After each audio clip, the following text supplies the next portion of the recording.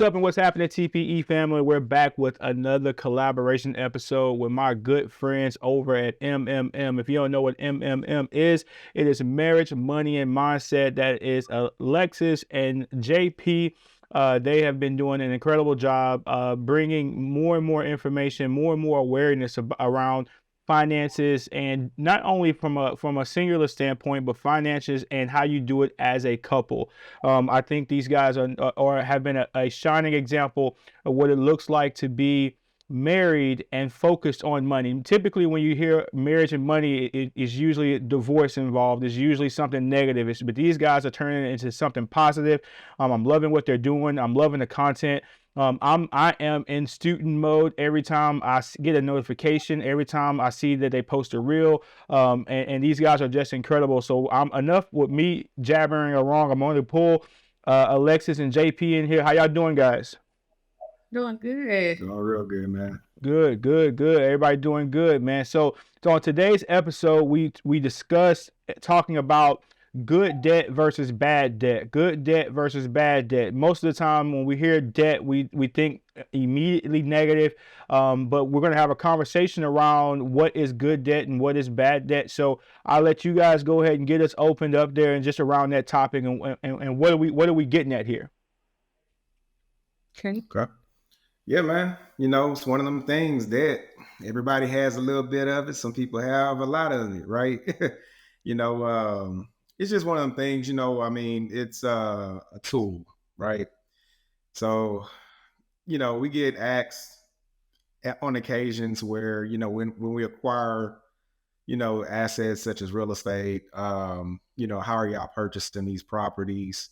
And, we get to explaining, how we purchase them, how we use leverage, and sometimes people, kind of like back off, like, I don't know if that's something I would think I want to do. And, usually I'm always just kind of, I think a lot of it comes from just having, that fear of being in debt or having certain type of debt, that conflicts them to want to even consider even going that route. But,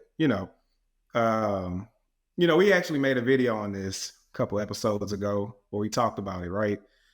Debt isn't bad, isn't good. It's just mainly how it's used. Now, of course, consumer debt would be considered a negative form of debt, depending on how high the interest rates are and whatnot.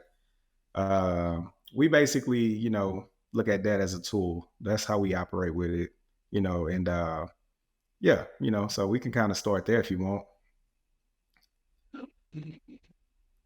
Oh, I can't hear you. So you said a couple of key buzzwords that I would like you kind of to unpack a little bit. You said leverage, and you kind of sped past that. I think there's some defining of what you mean when you say leverage. What does leverage mean? What does leverage mean? Can you break that down? If I had no clue as to what that even looked like, what does leverage mean? I'm gonna let her do it. Okay, leverage is basically how you use the debt, like how you acquire it. Well, that's not really a good. Come on, help me out. Nah, we don't need no phone. Yeah, oh wow, she going to the phone. Well, I like that. I like that. She don't want to shoot off the hip. She want to make sure she's giving us the right information. A good definition. I know how I understand it. Well, okay, using a little to do a lot, right? So when you're looking at using debt or using leverage for real estate investing, the leverage is actually what the lender is going to give you, right? So you're going to invest a certain portion, some skin in the game, 15 to 20%, depending on how the lender is set up. And then, of course, the leverage is going to come in. That's going to be what the bank lends you, right? So that's like how you use it as a tool. It's, using a little to do a lot. You're using a little. The little is your down payment to purchase a lot, which is the lump sum of the purchase in the form of debt. So I guess if the way I interpret it is that most people acquire debt just to have debt sitting. right? If I go buy a personal home, that's just debt I've acquired. Whereas when you leverage the debt, you're going to get into the debt to put towards an engine that's going to create income, is basically right. And so when you're leveraging debt, you're using it more so for the benefit of multiplication versus just consumption. Right. That's kind of what the way I hear it. Okay. So do you guys have any can you speak to, I guess, some other examples of what some good debts would be? And then what do you guys view as bad debts? Like what are some things that you guys, define as bad debts? So we can start with the bad debts. So some of bad debt would include credit cards, which can be used for good or bad, but some people use credit cards to purchase things that they really can't afford, like buying it now, even though you really don't have the funds to take care of it. Excuse me. So credit cards is one form of bad debt. Um, and then good debt would be any debt that pays you a return. Yeah. That's pretty much, I mean, good forms of debt is anything that can generate a return on that investment for you. So, I mean, real estate really is like, the way we operate with it is the best form of leverage, best form of using debt. Because you actually make a higher return when you leverage too, by the way. Versus going 100% cash, your rate on return usually is better because you have basically leverage.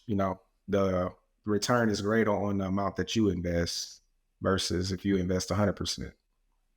And in your opinion, what would be, so if I'm just starting out and I want to get into this space of where I'm leveraging debt, I'm qualified to do it. I've got the credit score. I've got I guess what 15 to 20% would be if I'm faced with the choice of rental property or flip, what would be, I guess, the best entry point into getting into this game of leveraging debt? Yeah, I mean, it's a market for each one. Like right now, I mean, people probably that are flipping homes are struggling with trying to flip a home because of, the market conditions. I'm not going to say, I mean, one's greater than the other. We personally like long-term investing, buying and holding because that's a monthly residual income. Fix and flip is like a job. You got to do it again and again. When you make one flip, you do it again. I mean, but it's a great way to get started.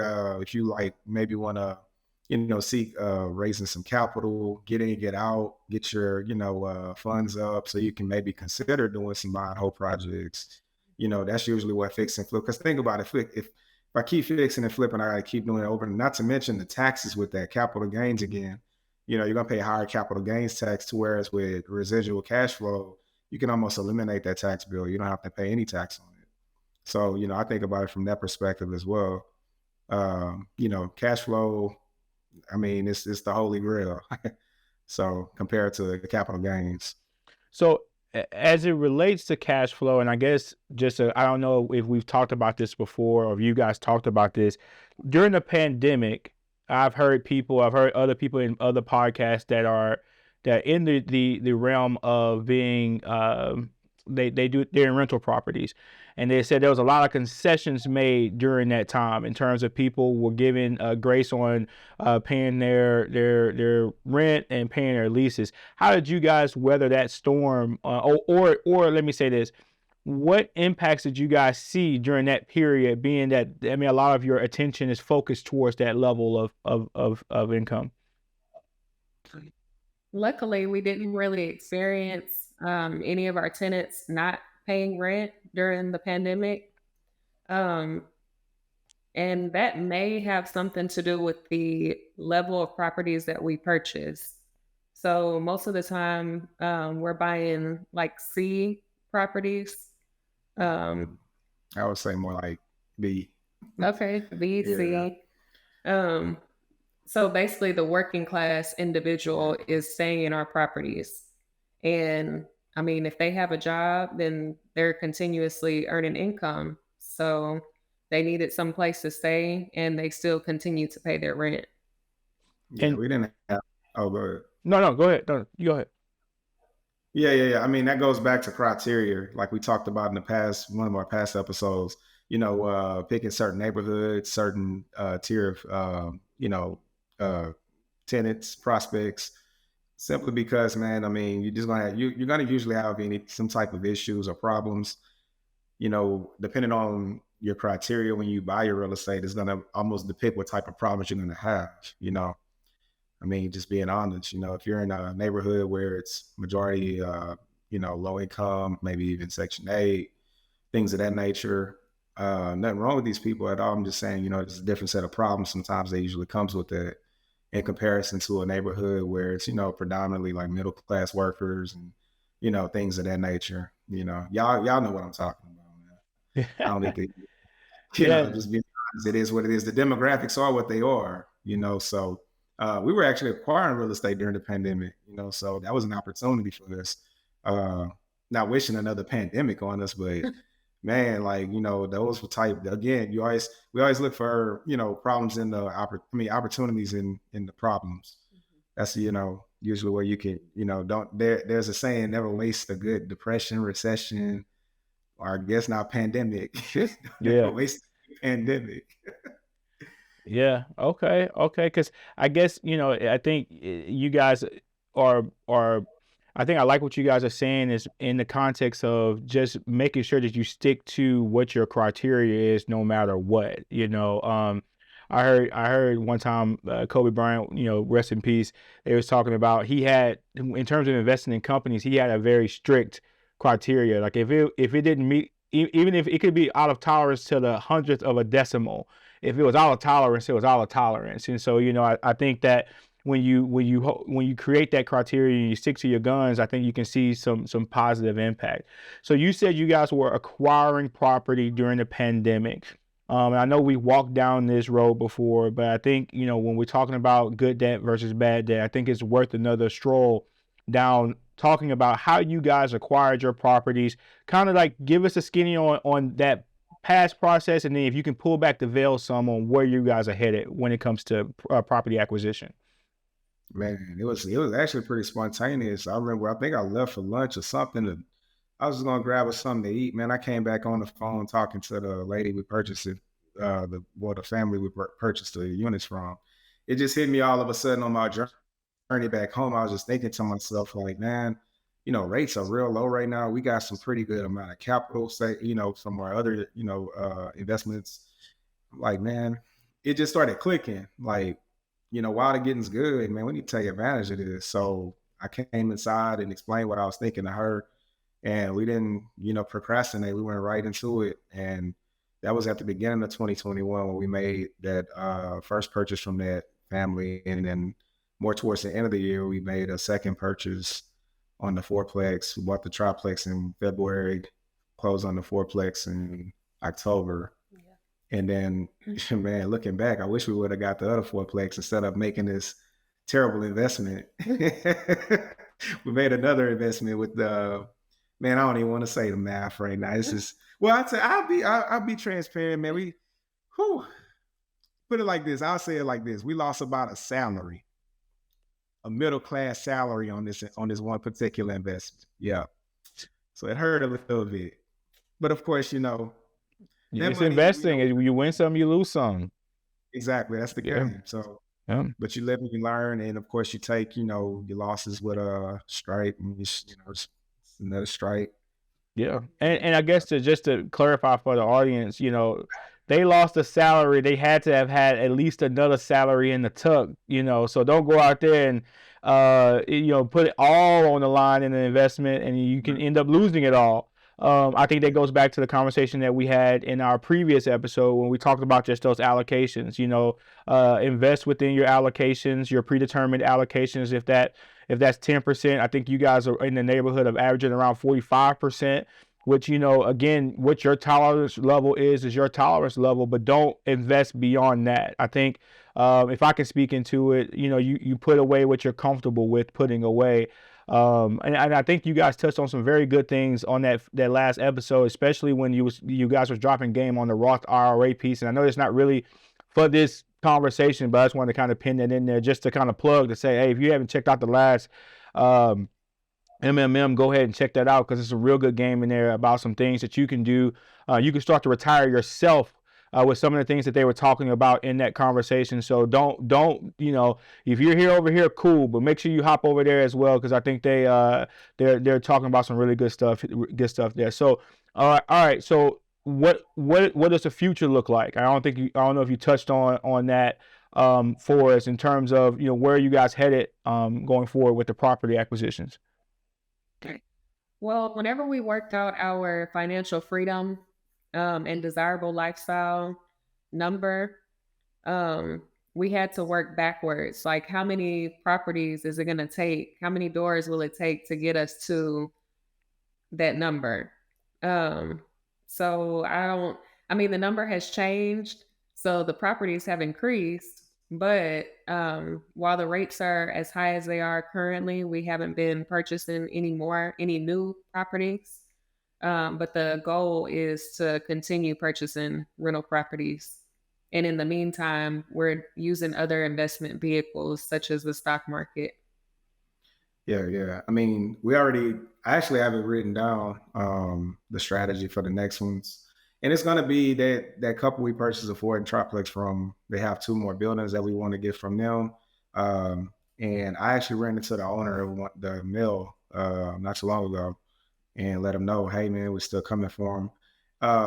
And honestly, man, we could go ahead and get it, but again, I don't want to have to compromise a return simply because you know, we don't really have to with this particular couple. I mean, I can be patient, and wait until the rates get a little bit better.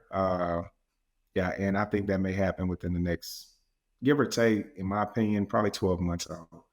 Because the feds are, things are starting to break, man.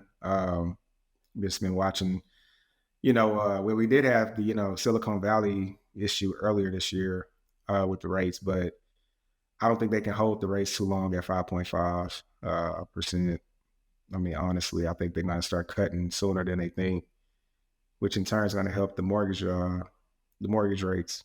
So we'll see. But regardless, yeah, we definitely gonna buy some more real estate. It's honestly, man, I mean, I think the strategy that we have with the stock market, that in itself is gonna help expedite things a lot more too. So it's not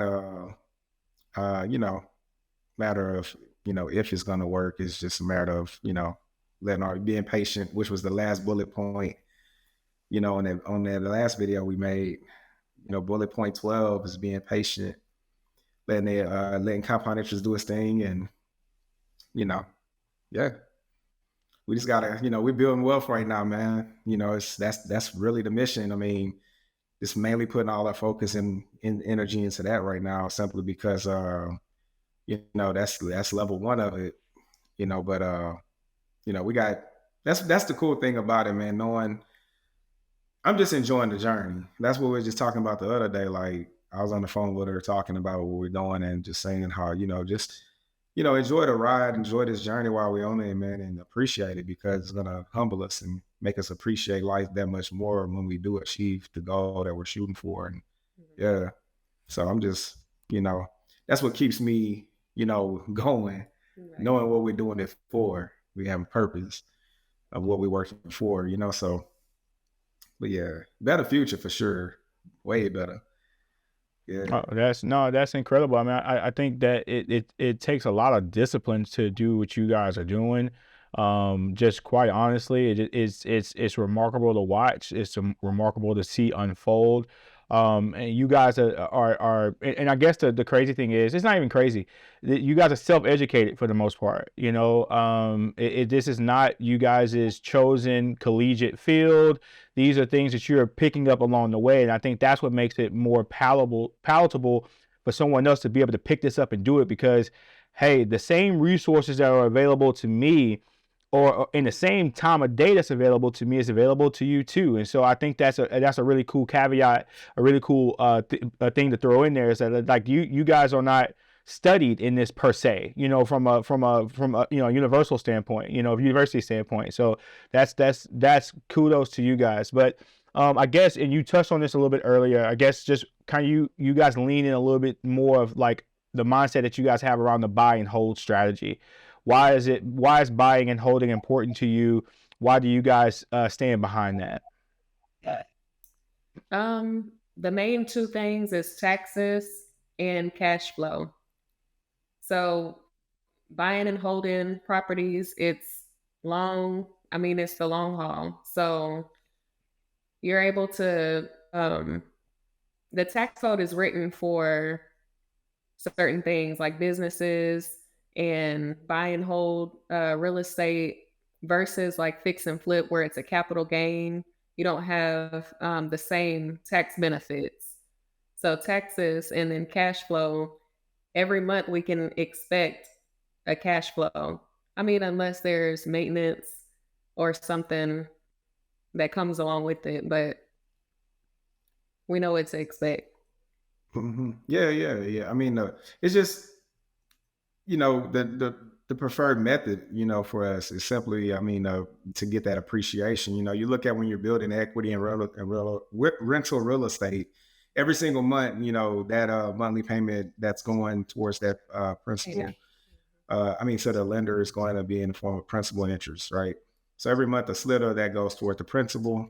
The principals get paid down by someone else, and also the property is appreciating in value. So you're building, equity. Um, the longer you hold, the more equity you can expect. And the cool thing about that equity is you can go back to your lender, cash it out, reinvest it, build your empire even bigger. So it's just like a rinse and repeat thing that's going on, snowball effect going on. And then even with the stocks that we've selected that we invest in, same thing. Looking at trying to always buy them at a deep discount. Let them appreciate. And also, like she mentioned, taxes. With stocks, there's short-term and long-term capital gains. The short-term capital gains, usually most people will probably have those because they don't hold their shares longer than a year and a day. So in order to have the short-term the long-term capital gains, that's the what the IRS says you have to hold them for a year and a day. And so that's why we prefer long-term, mainly for we're trying to mitigate taxes as much as possible, and then of course the cash flow aspect. Because income is really what we need. We need income to carry us in retirement, not just a lump sum of cash. By fixing and flipping and buying stocks and selling them and parking it.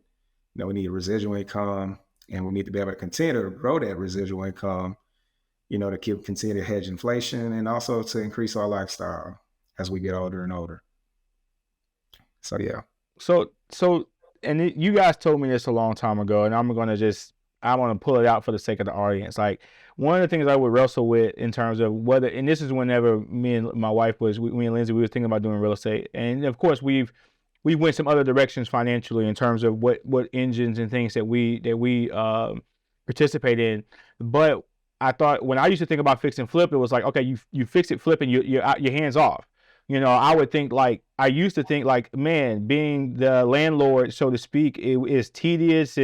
You got to go collect the payments. You got to keep up the maintenance. And then you guys put me on some games that I had no clue. I never heard of the company. I never heard of. So if I'm a person making this decision, I think there's one thing that, and Alexis, I think you know what I'm talking about. JP, I'm sure you know what I'm talking about. But can you guys walk through some of the resources that are available to people who are looking to buy and hold that would make the buy and hold strategy a little bit more palatable in terms of what they think they might have to do? Yeah. I mean, that's another thing we run into sometimes. Most people, they say, I don't want to have to, deal with tenants. Yeah. Yeah, and collect rents and, things of that nature. Yeah, of course, there's services available. In most cities, they have a property manager or a property management company that's available. You got to just vet them out too. Do your research, make sure there's someone who's credible. They, Meet your criteria. right, meet your criteria. And I mean, you never really know until you actually hire them and see what type of services they offer. I mean, it's one of the things you got to manage the manager. It's pros, it's cons to it.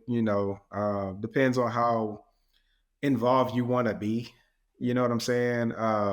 But it does take that, that legwork off of you. If you buy it yourself and you want to self-manage, I mean, it's just gonna, it's just gonna require your time in order to get it, advertising, make ready, Vet the tenant. Yeah, getting the right tenants, collecting the rents. I mean, some of the stuff you can set up a little bit, you can delegate it somewhat, but you're still mainly involved.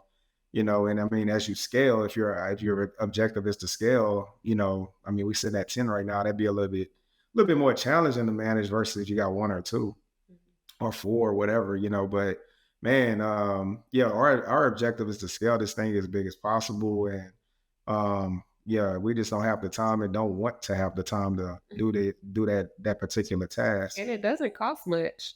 I Yeah. mean, delegating that work, usually property management companies charge 10% of the rent. So I I mean, mean, it's shop fees. around. That's one aspect. Yeah, you got a monthly management fee, or there may Right. be some renewal fees. Right. What's the fee called when they acquire somebody? Like usually the first month's rent, Oh yeah. they'll, hit you with a 50% fee. But again, that all that tells me is I need to get more units. If I'm, have 1, 2 doors, and I'm upset about the fees or whatever, hey, well, go get your units up. If you got a problem with, how you're being taxed, or you can just manage your 1 or 2 units. And instead of paying you're using your money, use your time. But of course, for us, man, like I say, guys, it's one of the things, man. It's personal preference. At the end of the day, it's no right or wrong answer, or no right or wrong way to do it. I think it's whatever you prefer to do for yourself, and just taking all that in consideration. I mean, hey, if you buying real estate and rent it out, yeah, regardless of if you use a manager or if you do it yourself, I feel like you're in the right direction at least. You know what I'm saying? So yeah, that's my opinion on it. But Okay. just for us, actually, we don't want to do that job. It's simply because It's a job. yeah, it's a job. Yeah, And we so I didn't get to guess do that job. to ask the question, so you say you guys have 10 doors. How many hours a week or a month or a quarter do you guys think you guys put into managing those 10 doors? Man, I stay in contact with the managers. Like right now, we actually have 2 turnovers. So one of them we just marketed. We just put on the market today. The other one needed a little bit more work. This is our first time turning it over, so we decided to go ahead and modernize it a little bit more. Get it painted, do some upholstery. I mean, some cosmetic work. So it's taking a little bit longer for our manager to get that one back on board. But um, I probably spend on average, I don't know, man. It's not even really worth even discussing. It's lack thereof. I mean, it's a phone call here and there, an email here and there, things like that. I don't even know who our tenants are. I don't talk to them. I see their names on the statements, when they send our statements in the emails every month. And then of course, if there's some unexpected maintenance that arises, they'll contact us, but again, we're talking emails and text messages on the monthly basis. Every now and again, I may call them. We'll talk on the phone and discuss something, but for the most part, that's the gist of it. But of course, if you manage your own properties, they're gonna call you, or if whoever you assign or delegate to have called. But same thing. I mean, you have to control. Like you're a landlord at that point. I don't consider us to be landlords. We're just investors or property managers, landlord. Okay. So Okay, awesome, man. I think we've canvassed everything that we wanted to discuss tonight, man. This is a well put together conversation around good debt versus bad debt. I wrestle with the idea of ever thinking about debt being good. Not currently, but before it used to be like, man, there's no such thing, and we keep getting into it though, with no problem. how would But let me ask you this question real quick? How would your life be without debt, though? say Even the what? debt the way you use it today, how would your life be without having debt? How do you think life would Uh, be without? well, I would say this Two-part question. honestly, I feel like we may not be able to leverage. Now I'm losing leverage in a bad way here. We may not be able to leverage having the things that we have currently, but I would think it would force some other habits to kind of come into line. You know, I guess for me, personally speaking, um, I've I invest in traditional senses, right? I have a 401k. And what we attempt to do, our method of investing is not as hands off as you guys are. I mean, I kind of like the thrill of the hunt a little bit, and as you said so eloquently, Alexis, the tax code is written in such a way that it supports people who actively look for business, and opening business, for me, there is some tax sheltering benefit from it, especially in the beginning.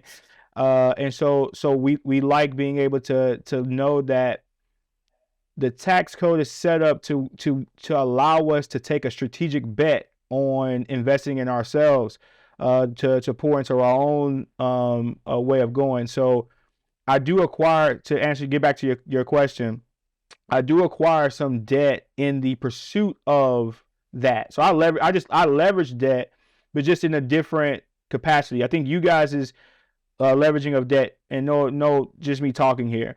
It's more of a sure, consistent thing. It's like real estate that has been here before we was born, is going to be here after. We always going to need somewhere to stay, always going to need somewhere to live. Some of the things that we are doing may not be as a necessity, or it might look differently 10 years from now, 15 years from now. And so, but I'm willing to play the game, though. I'm willing to jump into that arena. I do my best to max out my 401k limits per year. There's a number that they give you every year that you can, and my match, I look at as free money. When we talk about just, the engine, that's leveraging that, earmarking. Well, I think last year was maybe 22.5 ish, something like that. Being able to put that away and not have to really think about putting it away, and then having the match on top of it. So I'm getting just talking a little candidly here. I'm getting the tax benefit of, and I don't do, I heard y'all, I like the Roth aspect of things. I do before, so I get it taken off of my AGI annually, what I mean, for that year. Just because I'm playing the bracket game, kind of. I'm trying to stay within a certain spot, certain percentage.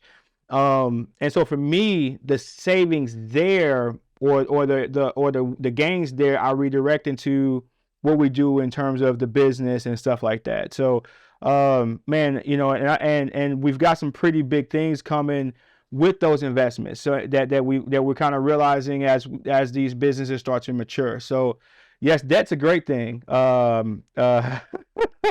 when used appropriately. Right.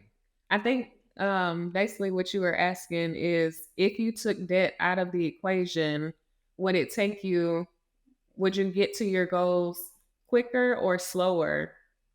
Slower. Right. Slower. Slower. So leverage debt. Yeah. Whether it's good debt or bad debt, you're able to acquire the things that you're seeking quicker. Quicker. Yep. No, 100%. It's just there's it's everything's good in moderation. You know what I mean? And so I think we all got to just learn how to moderate. And I think for me, like, when I hear you guys, that 45%, that's something that you could, that's a worthy number to work towards. You know what I mean? Like, and having that much in the stock market, it could be game changing when you're advised at the right direction. And so, yeah, I'm saying that to say, if I was to lower some of my debt, then you can redirect some of that into that form of investing. It's just, for me, I think that I might not hit 45%, but I might hit 30%, not in the form of traditional stock market investment, but just in the form of us investing in our own stocks, like, the stocks in our own business, in a sense. So yeah, I mean, you guys know, I mean, we've been having a building for about 2 years now that we're have been in use, but not about to get really in use, since so that's been, the lease on that is just kind of been what it's been for the last 2 years. So that's, and there's offset right there, right? We talked about that code. That all works, it all works. But yeah, man, What's no. crazy, the reason we're able to do that 45 though, it's because we have debt. It's like Yeah. crazy. Uh-huh. It's Yeah. it's one of that's the whole reason. Like, had we not had the debt that we have, we wouldn't be able to afford to be able to invest the 45% and some, and then some. But that's what I'm saying. Like that's my whole point of asking that. I think debt can help you excel and do certain goals that you probably wouldn't be able to do without having the debt. Like we met a guy real quick at Phenomenal Life. Remember that one guy he was against his religion is what I believe he told us, if I'm not mistaken. And I get it. I mean, if you have a certain religion, where I forget which religion that is, but man, look, guys, we don't live to be 1,000 years old. Yes, the reality it is, man. So I'm trying to expedite our goals by using debt correctly, getting it low interest, spreading it out, spreading out the terms, low interest debt, and having someone else pay it down. That's the criteria that we mentioned in Is That Good or Bad video that we did. That's the three criteria. It has to be on sale because money is a product. We buy it on sale. We have to buy an asset with it, and then someone else is going to pay it down, not us. And it has to throw off a high return. Yeah. Or a return. The higher the better. Not necessarily. I mean, whatever. It's all your perspective on how. For us, we have a percentage that we shoot for, but sometimes you got to compromise. You may have to compromise for a year or 2 or 3 on your return on that investment, so you're able to refi or whatever. So, man, debt ain't bad or good. It's how you use it. And hey, man, get y'all some good debt. That's all I want to say to everybody. Get y'all some good debt. Get some good debt. Man, I appreciate y'all, man. This is our 3rd installment of this direct collaboration between TPE and Marriage, Money, and Mindset. I'm grateful for you guys' time as always. I appreciate you guys. I know it's, I always say this, y'all don't know what time we're recording right now, but it's a little later for us older folks to be up, at least when we at home, at least. But nah, man, I appreciate the wisdom that you guys share. I love watching you guys' content. It's encouraging to me. To see you guys doing this in the capacity that you guys are doing it. I love being a part of the journey in the capacity that I'm in it. And TPE family, I hope you guys are digging into what's being said. But wait, before I close entirely, where can we find y'all always? Where can if we want to follow Alexis and JP, where can they find you? You guys can follow us on Instagram at Marriage, Money, and Mindset, and subscribe to the YouTube channel, Marriage, Money, and Mindset. I'll subscribe now. Come on, man. There you have it, man. TPE family, as we continue to grow and we continue to develop, we'll bring more experiences just like this. We'll continue to come on this in front of this camera, continue to learn and continue to grow and to continue to share the things that we've grown, that we've learned. Until next time, TPE family, peace. Take is my love.